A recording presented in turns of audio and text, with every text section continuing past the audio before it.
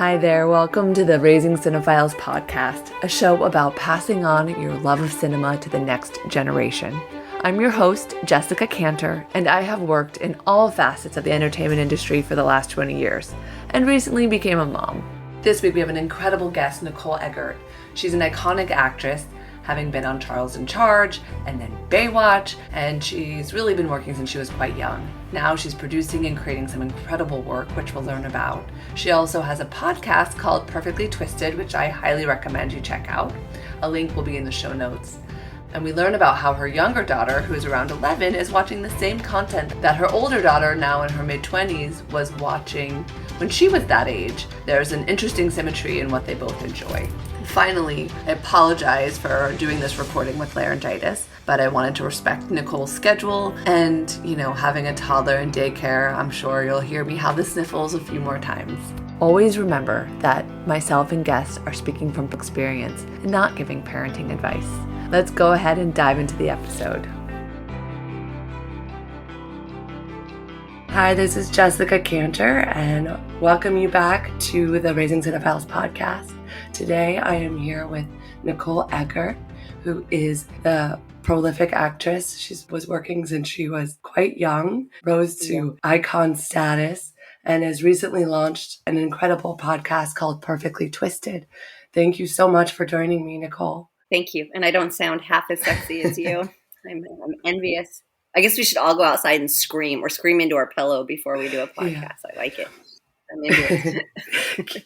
Well, thank you for the lovely intro. That's very kind. Thank you. Yes, I'm very new to this podcasting world. It's so fun. I didn't know it was so fun. It's so fun. So I'm having such a good time. Yeah. Thank you for having me on. Thank you for being here. I'm going to kick us off with my first question. What is your first memory seeing a movie? Okay. Well, I'm older. So my first memory is my dad in his pickup truck and we going to a drive-in and seeing like Star Wars and Grease. And I was living in Huntington Beach. I was born up here in LA, but then my parents built a home and we lived in Huntington Beach for quite a while. And there was drive-ins. Like that was the thing. He had this big pickup truck and the windows opened so you could hear all the sound, and we'd put blankets down and pillows down and lay in the back of the pickup and watch drive-in. That's awesome. And a pickup truck is like perfect for the drive-in. It really is. I know. Really, really lucky. Those kind of things just don't happen today, right? Like I can't put my kid in a pickup and go to a drive-in. That would be so weird. But it was so amazing back then and so nostalgic. And you're too young to even know what this is about, but you would pay per person, and then all these people would hide in the car, and then they'd all jump out, and it was just such a fun time in movie. Yeah, that's so nice. And how old do you think you were seeing Star Wars and Grease? I was young. I was little, and I didn't love Star Wars. I've never watched another episode. Grease, lifetime fan. Yeah, I loved Grease growing up. And drive-ins did make a resurgence during the pandemic. Yes. I went to a couple. And you know what else, which I really, really still want to do, is they have the on water. Have you seen where they like park little boats? You have like two to 4 person boats, and then you go watch it in front of a big screen. Oh, as long as you don't get eaten by mosquitoes, because I personally don't, luckily. I mean, what a fun time. So nice. Like, I love watching a movie in a pool. Like, I love being on a raft, watching a movie outdoors on a pool. Like, that's some of my favorite things. Yeah, it's like social but intimate at the same time. Yeah, and in nature and not, it's like technology and nature meeting each other perfectly. Yeah. I like that. I love outdoor cinema in general. I think it's so fun. You know what I went to that was super fun is I went to the Clueless premiere, and it was on the beach in Malibu, which I happened to be living in Malibu at the time. Otherwise, I would have never made the drive. And wow, and it was like before its time, and there were couches and chairs, and everybody was there, and it was like Clueless was such a good movie, and who knew it was going to be so good? And it was so good, and it was on the beach, and we were like, yes. That's awesome. Yes. I saw Clueless came out when I was in high school. And so I saw it in theaters, and I believe I went with my friends on our own to see that. And it was just, it spoke to me. I mean, it's still one of my favorite films. I was a little bit old for it, but I fully appreciated it. And yes, it's funny that you say that because all of my other movie experiences were parents dropping us off. It was like, who's going to drive us and who's going to drop us off at Edward Cinema in Costa Mesa? And that was like our place. And it was like this outdoor mall. And that was our weekend. It was like a huge night and we would all get dropped off and go see movies by ourselves, which unfortunately, I don't think you can do that with kids these days. No, and that's like one of the reasons why I started this podcast actually is because I don't think kids actually even want to go by themselves, let alone like, and that the content isn't there for them the way it was for us. There was appropriate films for us to go with our friends on the weekends. That wasn't just like the Marvel canon, Yes. No, you're right. You're 100% right. So I grew up on like John Hughes films.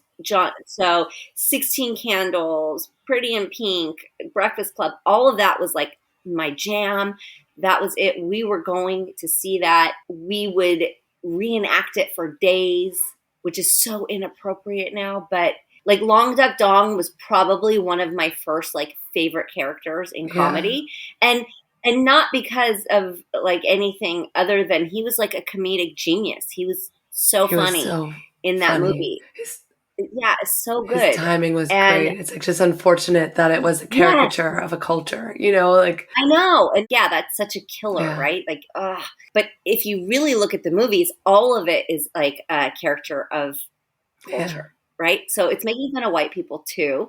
So we can go there with that. And like, it was just making fun. It was like tongue in cheek at all of it, everything. So people were doing the foreign exchange students, but then you had the creepy white grandparents, and it's just all of it was like what was happening in the 80s and the early 90s. Like it just was so spot on. Oh, it's so great that you had that social experience. And I personally also had that connection with my friends from talking about cinema that we watched on the weekends throughout the week and kind of creating that kind of social network around a shared experience. Yeah.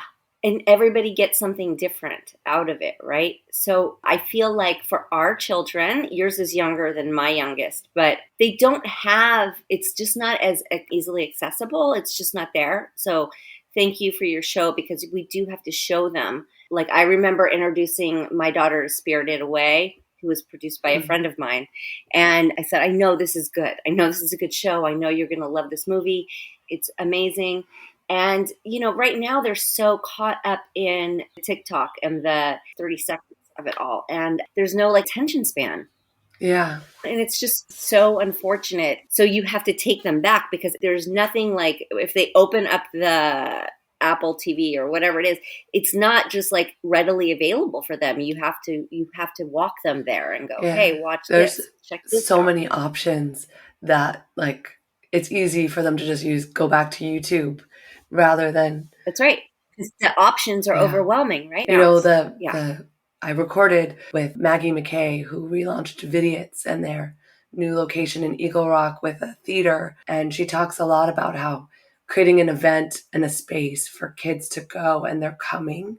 And I just love that of, introducing cinema to our kids in a way that it's special so that they seek it out and start discovering their own taste and they appreciate it. Yeah. Speaking of appreciating it, when did you discover that cinema was a craft? Was it in tune with your working in cinema or was there a moment?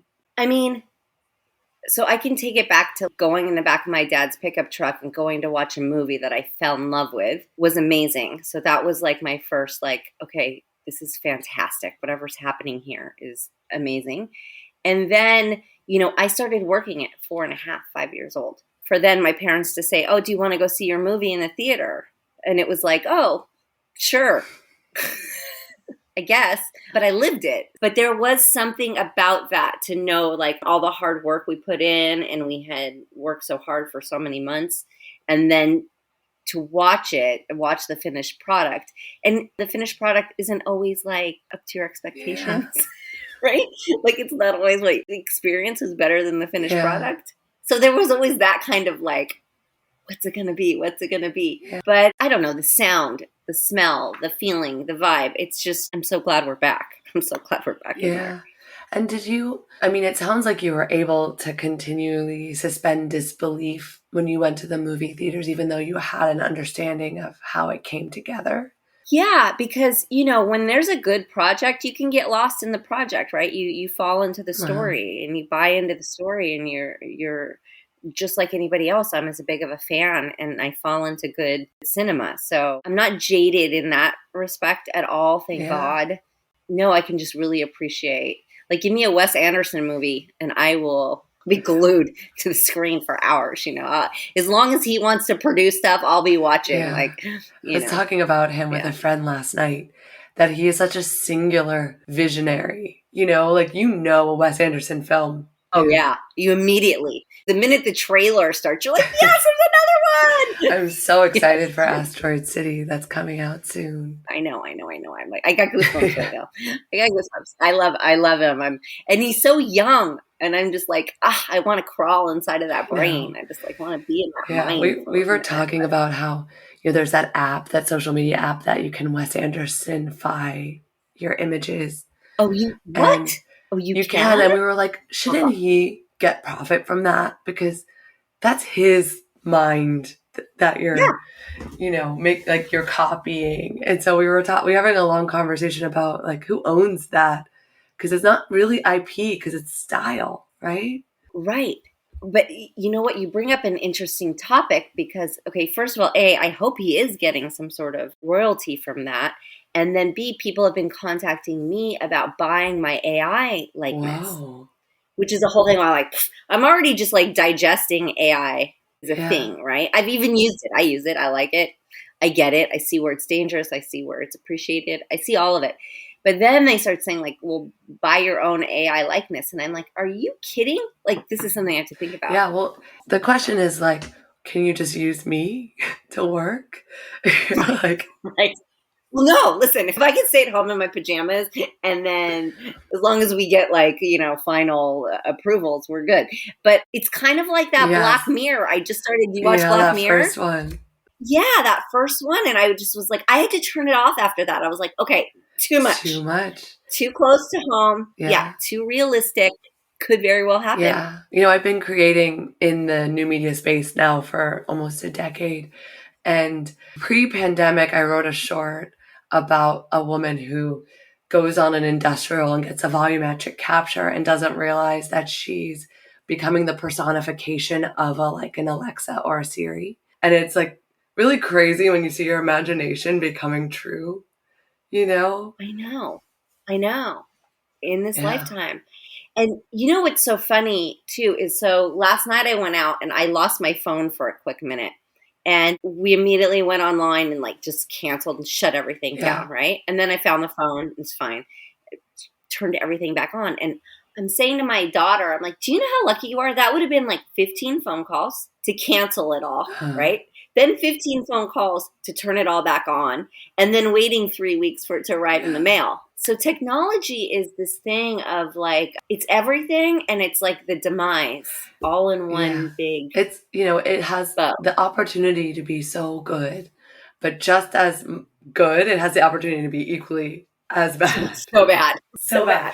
Like, I knew every phone number in my head, right? Like I remember my first job, I worked in development at Sony and I was an assistant. So I would answer phones a lot.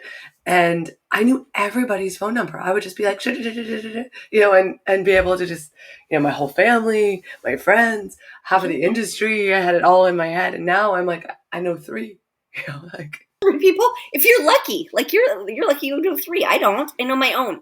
I don't even know my kid's phone number. Like as sad as that is to say, I don't even know theirs. Like if you put a gun to my head, I'd be like, I don't know it. Yeah. It's funny because I realized that I got locked out of my home. And this was a while ago when cell phones were just kind of still a flip phone.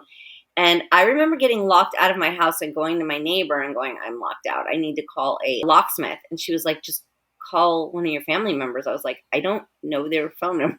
And she was like, you don't know anybody's phone number? I was like, I don't, because they're like number one. Remember, it was Yeah. like you would just select number one or number two on the flip phone, and they just called that contact. So you're right. I mean, I remember my first childhood phone number, and I probably remember a few of my friends, but we just like dumb ourselves down. We're I not don't know. exercising that part of our brain anymore, right?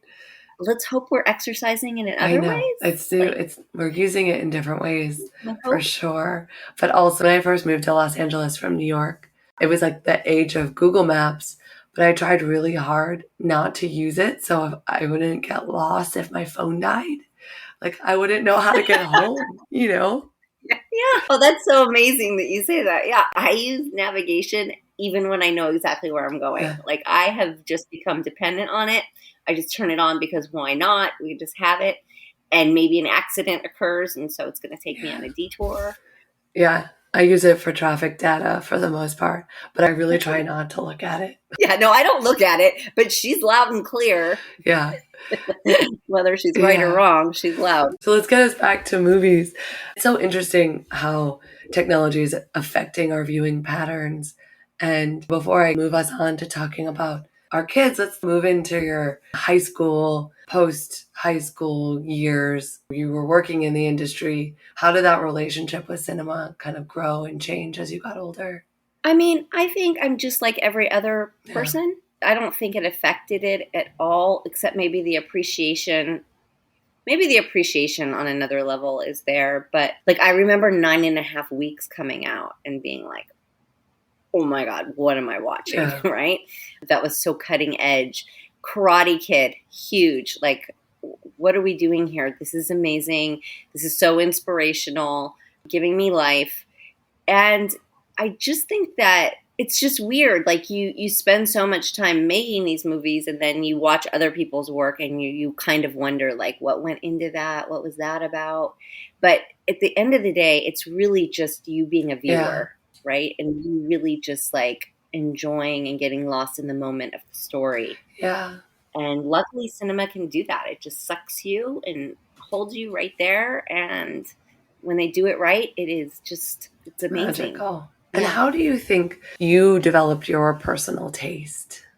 Well, I had a really wild childhood, so I was a little bit of a banshee. So I just like whatever was shocking to me kind of grabbed my attention. But then again, like Mary Poppins, one of my all-time favorite movies ever.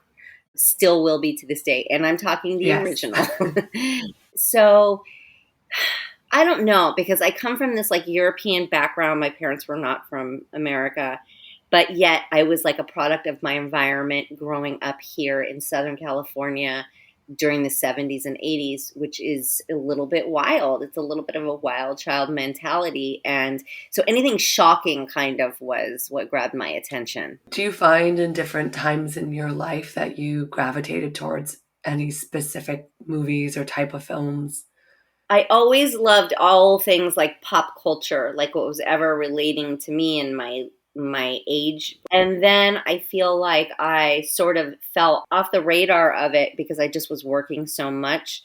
So when I came back to it, it was things like American History X, like loved it. Things that really touch you and really kind of like, you're like, yes, I just experienced that the last 10 years. You know what I mean? This is something that needs to be addressed. It was always things like that. It was things that like touched on the nose of current events. Yeah, that totally makes sense. It's the same with me with books. Like, I don't like to read things that are fictional. I like nonfiction. I want to know truth. I want to know truth. I want to hear ideas. I want to have insights. I don't want to hear made up stories. So I guess that's my niche, is like anything that was touching on real topics. Yeah. And did you feel a push and pull between what you were making and what you were watching? Yes. I had to embrace my job as that I love the process of it. I love the idea of producing a project, something coming to fruition and happening. And I knew that not everything I was going to be cast in was going to be like my ideal movie. It just wasn't. And that's not, life doesn't just hand you buckets of lemons. Like, you don't get lemonade. You have to get your lemons first. For me, it was always like, oh, what it could have been, whatever. But the appreciation for the process of making a film is kind of where it laid in my heart and like where I was passionate about it. So whether it turned out to be the best project or not, that wasn't it. It was about the appreciation of how they make it happen. I recently got my first screenplay created, and I'm like pushing and pulling because, it's so great. It's a big milestone as a writer to see something you created be made, but also like the quality in which it came to life. I knew when I sold it to this group that it was not high art, And so there's that push and pull between the things that you're attracted, like for me at least, of like I'm so excited and also so disappointed all at the same time, It's like putting your baby in somebody else's hands. I totally understand now why Quentin Tarantino took the helm of his screenplays when he was like, you didn't visualize it the way I visualized it in my head, Yeah, but it's true. And when you're that passionate, it's important. And I'm just wrapping up a documentary that I've been producing, and we felt the same way. We didn't take any outside financing, and we've been shooting for 4 years. And we were like, no, we have a vision and we want it to look like this. And we are not going to stray from it. We are not going to do anything. And it's like the one time and the one project. And it feels really good. Yeah. It feels like there's something sensational about it that you like. Because you sell out. Yeah, well, I mean, right? We sell out to these. And there's you kind of have to make a living to move forward. You want to eat. Yeah, exactly. And but also how awesome that you got to make a documentary to your standard. There's this video that I show younger college age kids a lot when I'm in a position to teach, and I watch a lot for myself, called The Gap. And it's a quote from This American Life. And it talks about how there's this gap between your taste and what you're able to create when you're beginning your career, and that you have to create an immense amount of work to close the gap. And it's very few people who stay with it long enough to be able to match their vision. It's so easy to be like, I'm never going to get there.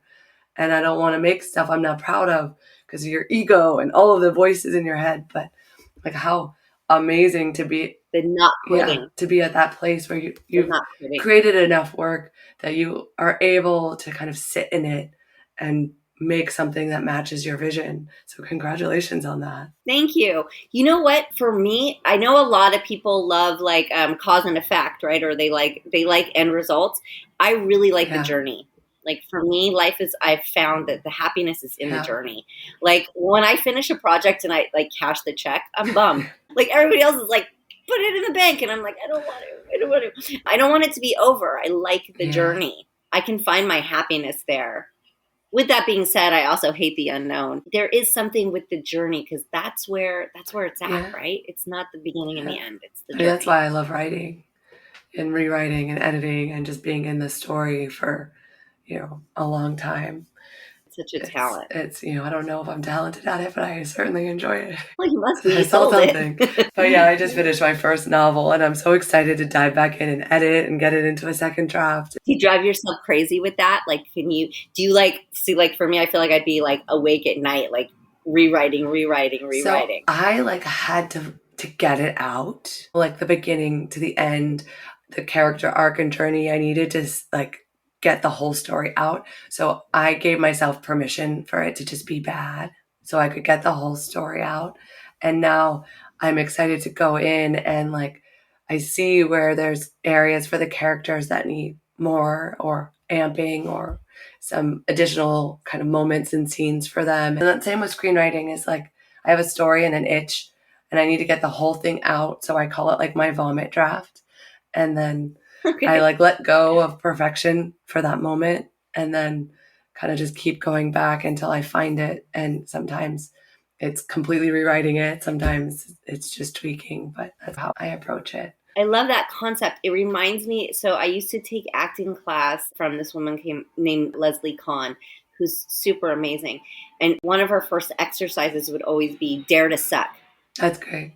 It kind of reminds me of that, right? You just throw it out there and just be as bad as you can be so that everything from there on out is an improvement. Yeah. It's so easy to get stuck in trying to be your best self. And I think humanity is ugly in a lot of ways. It's in the imperfections that create the art. So especially in this, woman against the machine, is just how, the cracks in our voice, that allow us it's where that light shines to through, be right? beautiful. Yeah. Are you able to talk about your doc? I want to know more, but I understand. Yeah, okay. Yes. So it started out as a documentary on Baywatch and how Baywatch became such a phenomenon before the internet and how it was able to influence like trends worldwide before the internet. And that it was really one of the first shows to do that. And why? Like, why did people like latch onto it? What was this thing about Baywatch? And in the process of making it, it turned into something else. And I had been pitching a show about Baywatch to all the networks. Everybody wanted it to be like this reality thing. And I was like, it's not it. It's not it. It's not it. It's not a reality thing. And then I was speaking with my friend who is the director, and Matthew Felker, and he said, why not a documentary? We were discussing documentaries because we're both huge fans. And I was like, that's it. That's what it is. It's that, because it's a modern day version of Baywatch. And so we reshot, we did water work, we have all the everybody's involved, and it just looks gorgeous. It looks like what Baywatch should have looked. It's a serious look at Baywatch, if that makes any sense, because there is a serious side to Baywatch. It generated billions and billions of dollars. So there is a serious side to it. And there were actually people involved in the show. So you get to meet these actors and you get to be reintroduced to what they went through, like having to have the stigma of Baywatch attached to them. Yeah. And living up to that and what that feels like. And it doesn't feel good all the time. And sometimes it feels amazing. So it's really, Matt, our director, took the time to get to know all the actors, which I love and appreciate about him. And so it's this deep dive into who made Baywatch happen and why it was this like phenomenon. And it's funny because it comes at a time where Baywatch was made when the Berlin Wall was coming down. We were having the riots in LA and all of this stuff, right? So it was escapism. People just didn't want to think, right? They wanted something pretty to look at. And right when we started shooting, the pandemic happened. And I was like, you know what? In all honesty, yes, this screws our budget. This screws us up completely with our schedule. But it's perfect because when we come out of it, people are going to want escapism once again. And so that's where we're at now. People don't want to be too serious right now, I don't think either. People want to go back to that time when you get that feeling, that smell, that like sound, and you're like, it takes you to a place. And that's what this does. And is it in the format of a film or a TV show? It's a 4-part series, each being an hour long. So all the streamers we're in talks with all the streamers right now. So we have to figure that part out. But that's, that's the fun part. Yeah. Negotiations take a while, all of that, but it'll be out within the next year. And I think people really like that escapism. It just takes you to a place like that you just remember, you know what I mean? And even if you weren't a Baywatch fan, you're going to find something in this that you do love, because like all the latest surf competitions, all our footage is like modern today, what it would look like, what Baywatch would look like if it was made today properly. Yeah, the remake films felt a little campy, so it wasn't well received. I started surfing in New York, and part of me moving out here was because I was like, I think surfing with snow on the beach is not right. Like, it's not how you're supposed to do it.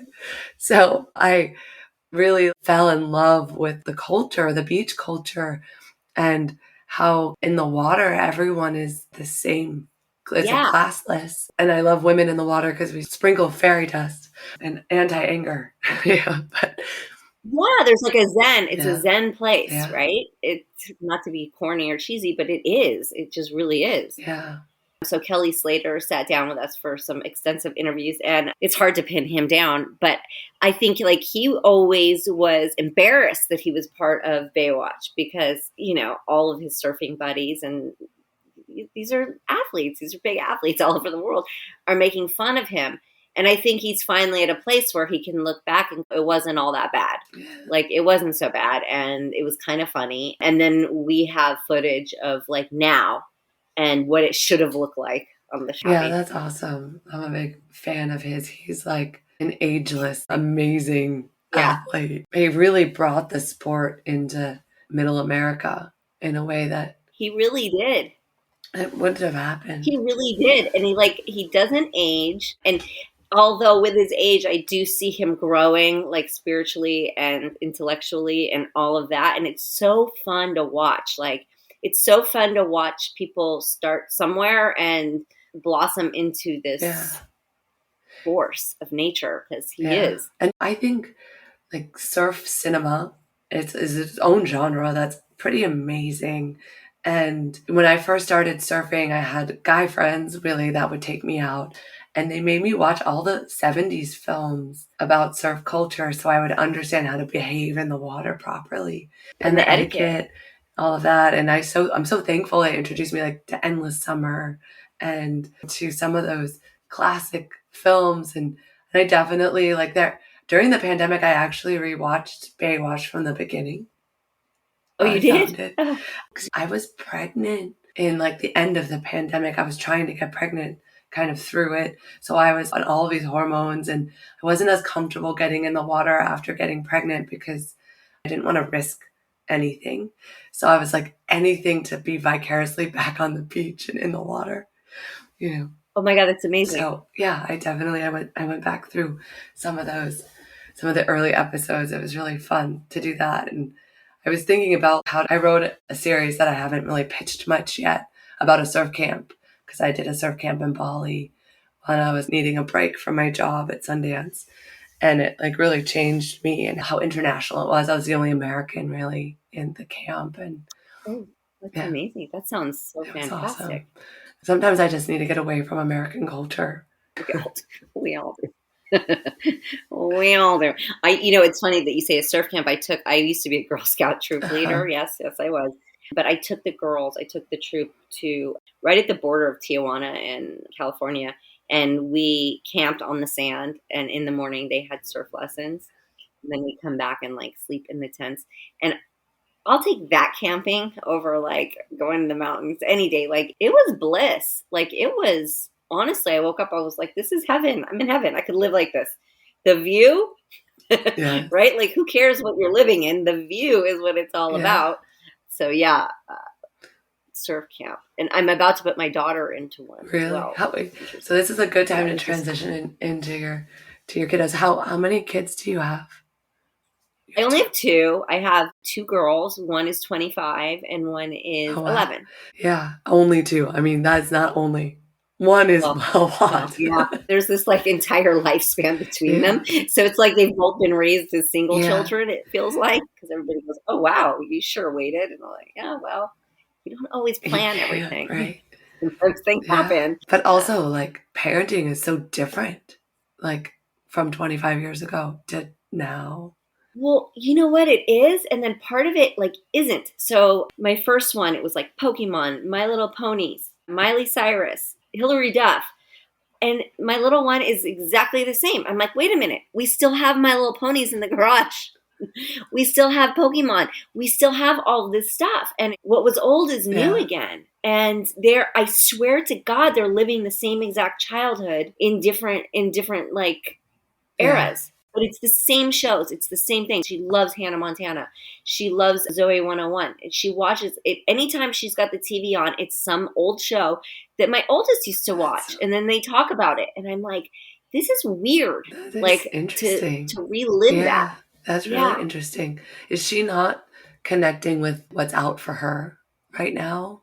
No, I feel like she thinks it's corny, but I don't understand how she doesn't find those shows corny, but she does find some of the new stuff corny. And at the end of the day, they're like on TikTok and it's this fast paced thing. So basically I'm just like, let's go outside. Yeah. Surf camp. Surf camp. Let's go outside. Let's go to surf camp. Let's go to the beach. Yeah.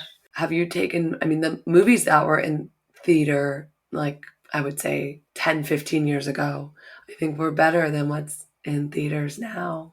Yes. Except like, so she comes to me the other day and she says, can I watch Mean Girls? And I was like, I don't know. I'm not sure. And then I was like, well, I trust you. If it's inappropriate, turn it off. And then she comes to me. She's like, it was inappropriate. Oh. It it was definitely inappropriate. And I was like, okay, so what was inappropriate about it? And we go through the rundown of it. And I'm like, yep. So but the Freaky Fridays are still okay. Yeah. All of that kind of stuff is still, I always just kind of revert her back to the old stuff, but some of the old stuff is inappropriate too in a different way, right? So like, we're like stuck with this rock and hard place of like what's acceptable and what's not. And I think basically you have to trust your kid. Yeah. You have to trust that they've got their morals and they know what's socially acceptable and what's not, and what they're saying is not okay. And you have to trust that they're navigating it properly. Yeah. I mean, that's amazing that she came to you, was like that. I was uncomfortable with this. It was totally inappropriate. She was making out with the guy on her bed. Oh no. Oh yeah, no, we don't do that. Yeah, we don't do that. No boys in the bedroom. You're a good mom. Wow, I need to learn from you. Listen, you just love them. All you can do is love them and be honest with them. And I am no special parent. I just love them with all my guts, and we talk about everything. Yeah. One of my earlier guests, Emily Ziff, she has a daughter who's maybe, I think, 12, like around the same age, and they watch Riverdale together, which is pretty advanced, but they go through and talk about what's appropriate, what's not appropriate, and can like prepare her for what's going to come in high school, you know? Yeah. So I think it's really interesting to use cinema and television to have those conversations of what's appropriate and what's not. And did they face the right consequences when they were punished? Did the parents parent them right? Did they ask the right questions? She told me that she asked about the parenting. I was like, oh, that's really self-reflective. Yeah, that might be a little too deep for me. I don't want to know. Yeah. I mean, listen, they just showed this film, the sex education film in school. And a lot of the parents were completely taken aback and appalled and were like, this is way too graphic. This is way too, they talk about anal. They talk about all of it, right? And I was like, but the difference is that these kids grow up in a world of social media. They grow up with the internet. So there's porn, right? Like there's stuff that we weren't exposed to. It's not it's at their fingertips that we weren't necessarily watching. Yeah. Like I only saw porn because I was babysitting for some neighbors down the street and they left it in the VCR. Yeah. So that was my introduction. It wasn't like I clicked on the wrong link. Mine was more like Skinamax, right? Exactly. Right? Exactly. And all the guys trying to get the signal to work so that, getting into a hotel room so you could get it. Yeah. So it's like every generation is so different, but you have to speak to them the way they are learning. And that's, it can be out of your wheelhouse because it's not the way you grew up. So you kind of have to adapt to like what they're exposed to. And it's deep. Yeah. I'm a single mom by choice. I was in my late 30s when I was trying to get pregnant. I'm now in my early 40s. But I, it's my one and only. It's just the two of us. But I don't know what I'm going to do about the porn conversation. It's going to be in his life, Like, do I let him watch really good 70s art house porn so he can understand, like, what's not, like, what's okay and what's not okay, Like the difference between love and, like, pleasure? And just say, sex is going to happen. Yeah. Women don't actually really like that. No, that's a fake orgasm. This is a real orgasm. Watch Goop, watch the sex episode. Yeah. Yes. Well, it's funny because having one is great. I mean, honestly, like one and done is probably ideal. I just was young when I had my first one and then older when I had my second one. And I was hoping for a boy for my second one. But I got to tell you, God gave me a girl for a reason. I know everything always happens for a reason. Those are tough conversations you have to have. Yeah. It's tough. And it's like in a loving, in the most beautiful way, just so uncomfortable, right? And so awkward. Yeah. They look at you, it's a boy looking at you in a certain way and you're going to do a great job. It's tough. Yeah. That's where I'm hoping I can use storytelling so I can have conversations outside of ourselves, and it's not in the moment about our behavior, but it's more about, was that good? Like, did you feel comfortable watching how they were together? And I think that's kind of what's problematic about a lot of the earlier teen content is kind of how the boy-girl dynamic is. Right. And like, oh, if he pulls your hair and he hurts you, it's because he likes you or he has a crush on you. And you like fall into that, like, this is acceptable. Yeah. I spoke about the John Hughes films and some of them I watch back and I'm like, He made great movies, so I'm not blaming him. It was our generation, but the like drugging the girls, cutting their hair off, date raping them, like it was so Yeah. acceptable back then and so like nonchalant. Yeah, like even stealing Like, their wait, what? underwear, right? Like Yeah, that, like yes. And sharing, yeah, it's unacceptable. unacceptable. So it's on us to make the content. This is where we change the Yeah, we cycle, have to right? make This is where we stories change that things. show more respectful relationships, like true vulnerability Yeah. and like how sexy that is, you know? Yeah. Tell me a little bit about the relationship between you and your oldest. I have another guest that was on has an older son and two young babies. And he talks about how his son has introduced him to stuff now that maybe he wouldn't have watched himself. So I'm curious if you have that with your daughter. We do. We constantly are texting about, she works a lot. She's a lot like me, so there's not a lot of screen time, but we do. And we have the same kind of taste. So Fleischman, do you watch Fleischman is in Trouble? Right. So I'm like, did you see it's coming out? There's new. And she's like, when? So we definitely say, are you watching this? Are you watching that? And we usually tend to have the same taste and the same weird sense of humor. I think it's weird because I do think her attention span is shorter. It just is. She's a product of a 90s, 2000 kid. Like her attention span is a little bit shorter and tighter. So she's more likely to try to catch a reality show than she is to sit down and watch a full length feature. Yeah. And I can't blame them for that because that's what we've created, this world we've created for them. But she loves Wes Anderson too. We're both like so excited. And she likes artsy stuff. But honestly, she just works really hard. And I just admire her for that. She's just always working and works really hard and is super independent and makes me super proud. Is she in the industry? She is in fashion. Okay. So she does a lot of e-commerce and photography and sales for fashion designers. Oh, very cool. Yeah, super cool. Hard industry way cooler than both my kids are way cooler than I ever was. Yeah, so she's honestly more into fashion and the earth. Yeah, did you see that movie that was at Cannes, Angle of Sadness? Yes. Okay. Yes, we watched it. We've watched it. We've talked about it. I watched it and I was like, you have to watch this movie. Go on. The first act of it is like, whew, happy, sad, happy. Like, yeah. Yeah, it's this. And then the being on the boat, it just was like all full circle. Yeah. No, I loved it. I'm going to bring us towards our close, which is if you were to recommend a film for my son to fall in love with cinema, and it can be at any age, so it's not like it has to be his first movie. What film do you think I absolutely should introduce him to? So I always revert back to childhood stuff because I think that some of the childhood stuff is dark. And it touches on everybody's emotions, right? So I'll always go back to the Mary Poppins. I'll always go back to Lion King. Lion King, I bought my daughter every VHS copy. I took her to the live performance. There's just something like the circle of life thing is just so, it's so relevant and it's so important. And I don't think people understand like this life is so delicate and so short. And it can end at any moment. So we have to really relish in the time that we're together. So I like those kind of movies where you start off crying. I love Peter Pan. Like, oh my God, Get Out of Here with Peter Pan was my obsession when I was younger. I wanted to be Peter Pan. I love all of the fantasy where it's like it gives you a harsh reality or something that it's not a reality to you, but it could be. And then it puts you into reality and then it takes you to fantasy. Yeah. Because it's like this hope. It's this thing of hope and imagination and keeping your spirit going. Yeah. Yeah. I loved Mary Poppins when I was growing up too. Loved it. I loved all the remakes too. Don't get me wrong. They were great, but there's nothing like the original. Yeah. I mean, Dick Van Dyke.